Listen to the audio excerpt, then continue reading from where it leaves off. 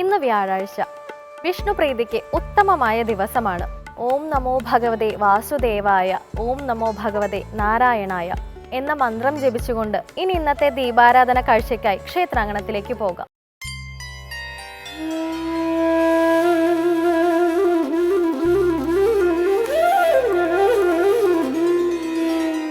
കൃഷ്ണ ഹരേ ജയ കൃഷ്ണ ഹരേ ജയ കൃഷ്ണ ഹരേ ജയ കൃഷ്ണ ഹരേ കൃഷ്ണ ഹരേ ജയ കൃഷ്ണ ഹരേ ജയ കൃഷ്ണ ഹരേ ജയ കൃഷ്ണ ഹരേ.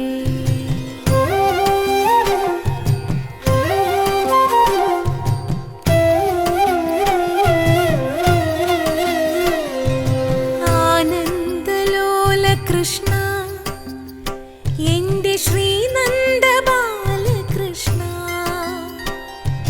കാത്തരുളിടു കൃഷ്ണ, കണി കണ്ടൊരൻ ശ്യാമകൃഷ്ണ,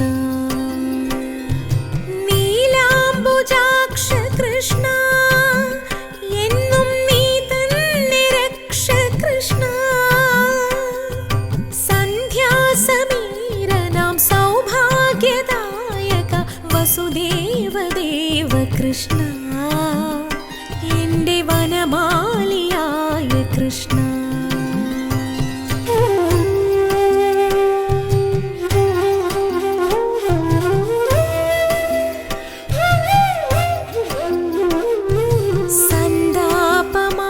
ഇത് കോഴിക്കോടിനടുത്തുള്ള തിരുവച്ചിറ ശ്രീകൃഷ്ണ ക്ഷേത്രം.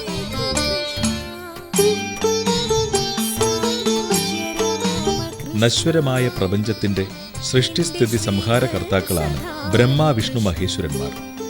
അതുകൊണ്ടുതന്നെ മഹാവിഷ്ണുവിന്റെ ക്ഷേത്രങ്ങൾക്ക് പ്രാധാന്യവുമുണ്ട്. വിഷ്ണു എന്ന പദത്തിന് വ്യാപനശീലമുള്ളവൻ എന്നാണ് അർത്ഥം. പാർത്ഥസാരഥി സങ്കല്പമാണ് തിരുവച്ചിറ ക്ഷേത്രത്തിലുള്ളത്. വിഷ്ണുവിന്റെ അവതാരമൂർത്തികളിൽ വിഷ്ണു ഭക്തർക്ക് പ്രിയങ്കരമായിട്ടുള്ളത് ശ്രീകൃഷ്ണനാണ്. അവതാരം, ആവേശം, അംശം എന്നിങ്ങനെ 3 തരത്തിലുള്ള അവതാരങ്ങൾ മഹാവിഷ്ണുവിനുണ്ട്. പൂർണ്ണ ശക്തിയുള്ളത് അവതാരം, താൽക്കാലിക ശക്തിയുള്ളത് ആവേശം, അംശം കൊണ്ട് ജനിക്കുന്നത് അംശ അവതാരം എന്നിങ്ങനെയാണത്. മഹാവിഷ്ണുവിന്റെ അവതാരങ്ങൾ അസംഖ്യമുണ്ട്. മഹർഷിമാരും മനുക്കളും ദേവന്മാരും മനുപുത്രന്മാരും മഹാവിഷ്ണുവിന്റെ അംശാവതാരങ്ങളത്രേ. പൂർണ്ണാവതാരങ്ങൾ 10 കണക്കാക്കപ്പെടുന്നു.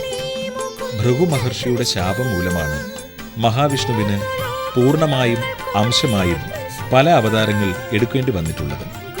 ടിപ്പുവിന്റെ പടയോട്ടത്തിൽ നാശോന്മുഖമായ ഈ ക്ഷേത്രം 1103 മഹാരാജ മാനവിക്രമ സാമൂതിരിപ്പാടാണ് ഇന്നത്തെ നിലയിലാക്കിയത് എന്ന് പറയപ്പെടുന്നു.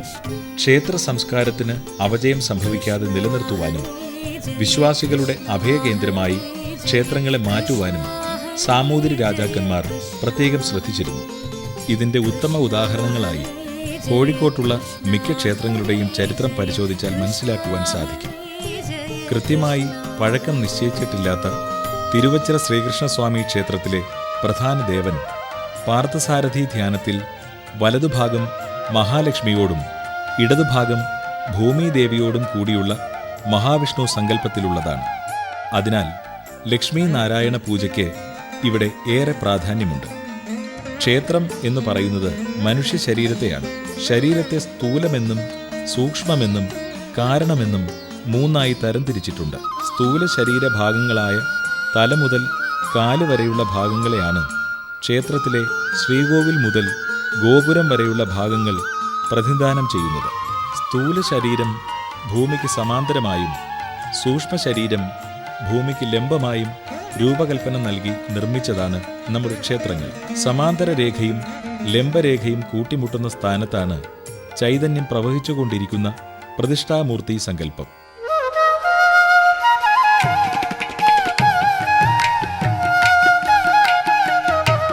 മഹാവിഷ്ണുവിന്റെ സപരിവാര പൂജ നടത്തുന്നതിന് പ്രത്യേക വിധികളുണ്ട്.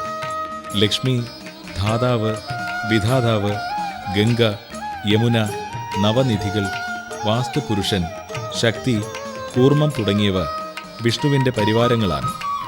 ആദ്യം സമസ്ത പരിവാരങ്ങളോടുകൂടി അച്യുതനെ നമസ്കരിക്കണം.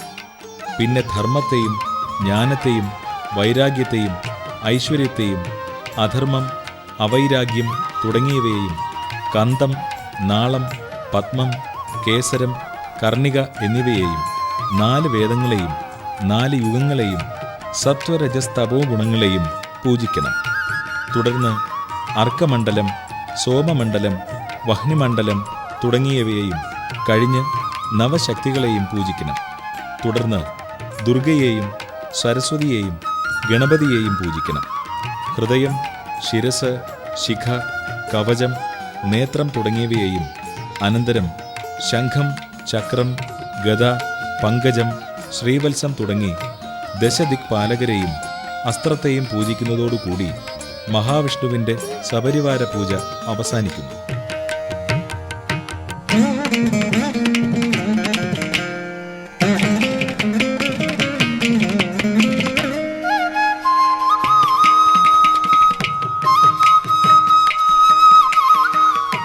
തിരുവച്ചിറ ക്ഷേത്രത്തിന് മുൻവശത്തായി സ്ഥിതി ചെയ്യുന്ന ഈ ചിറ ഏകദേശം 5 ഏക്കറോളം വ്യാപിച്ചു കിടക്കുന്നു.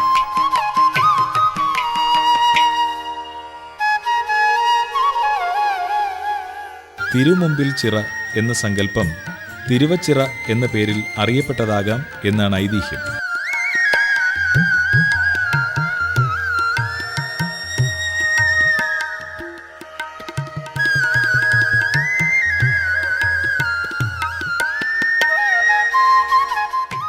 ജലാശയത്തിലേക്ക് ദൃഷ്ടി ഊന്നി നിൽക്കുന്ന മഹാവിഷ്ണു പ്രതിഷ്ഠ ഒരു പ്രത്യേകതയായി ഭക്തജനങ്ങൾ കണക്കാക്കുന്നു.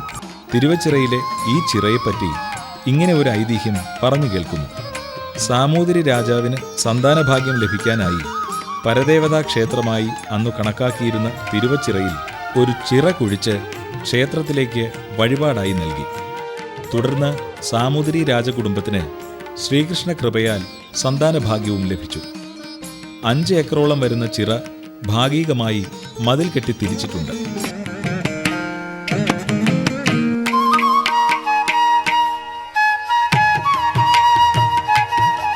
ശ്രീകോവിൽ മതിൽക്കെട്ടിനകത്തു തന്നെയാണ് ഗണപതി ക്ഷേത്രം സ്ഥിതി ചെയ്യുന്നത്. ശ്രീകോവിലിന് പുറത്തായി അയ്യപ്പ ക്ഷേത്രം സ്ഥിതി ചെയ്യുന്നു.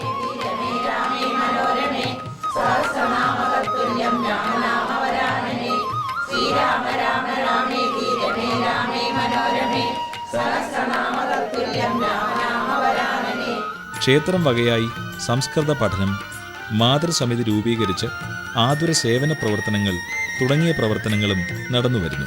ക്ഷേത്ര മാതൃസമിതി പ്രവർത്തകർ ക്ഷേത്ര പരിസരങ്ങളിലുള്ള വീടുകളിൽ നിന്നും ക്ഷേത്രത്തിലേക്കായി അരി സ്വീകരിക്കാറുണ്ട്. ഇത് പിടിയരി എന്നാണ് അറിയപ്പെടുന്നത്. ഇങ്ങനെ ശേഖരിക്കുന്ന അരി ക്ഷേത്രത്തിൽ നടത്തുന്ന ഉദയാസ്തമയ നാമജപ ദിവസം അന്നദാന ചടങ്ങിന് ഉപയോഗിക്കുന്നു. കൃഷ്ണ കൃഷ്ണ മുകുന്ദ ജനാർദ്ദന കൃഷ്ണ കൃഷ്ണ മുകുന്ദ ജനാർദ്ദന കൃഷ്ണ ഗോവിന്ദ നാരായണ ഹരേ കൃഷ്ണ ഗോവിന്ദ നാരായണ ഹരേ അച്യുതാനന്ദ ഗോവിന്ദ മാധവ അച്യുതാനന്ദ ക്ഷേത്ര ആരാധന നിലവിലുണ്ടായിരുന്ന കാലം തൊട്ടു തന്നെ ക്ഷേത്രവുമായി ബന്ധപ്പെട്ട് വേദപഠനം നടത്തിയിരുന്നു. ക്ഷേത്രങ്ങളോടനുബന്ധിച്ചുള്ള മന്ത്രതന്ത്ര പഠനം സമൂഹത്തിന്റെ വികാസത്തിന് ഊന്നൽ നൽകിയിട്ടുണ്ട്. സംസ്കൃത പഠന ക്ലാസുകൾ വഴി ഭാരതീയ സംസ്കാരത്തെക്കുറിച്ചും ക്ഷേത്ര ആചാരങ്ങളെക്കുറിച്ചും അറിവുകൾ പകർന്നു നൽകുന്നതിലൂടെ പുതുതലമുറയെ വാർത്തെടുക്കുന്നതിന് ക്ഷേത്രങ്ങൾക്ക് പ്രധാന പങ്ക് വഹിക്കാൻ സാധിക്കും. ഇതിന് ഉത്തമ ഉദാഹരണമായി തിരുവച്ചിറ ക്ഷേത്രത്തെ കാണാൻ സാധിക്കും. മേടമാസത്തിലെ മകയിരം നാളിൽ തിരുവച്ചിറയിലെ പ്രതിഷ്ഠാദിനം വിശേഷാൽ പൂജകളോടെ ആഘോഷിച്ചു വരുന്നു. വൃശ്ചിക മാസത്തിലെ ഏകാദശി ഉത്സവമായിട്ടാണ് ക്ഷേത്രത്തിൽ ആചരിച്ചു വരുന്നത്. വിശേഷാൽ വഴിപാടുകളായി ഉപദേവന്മാർക്ക് ഒരു ദിവസത്തെ മുഴുവൻ പൂജ, സന്താന ഗോപാല പൂജ, കുട്ടികളുടെ വിദ്യാലാഭത്തിനു വേണ്ടി വിദ്യാരാജഗോപാല മന്ത്രാർച്ചന എന്നിവ നടത്തിവരുന്നു.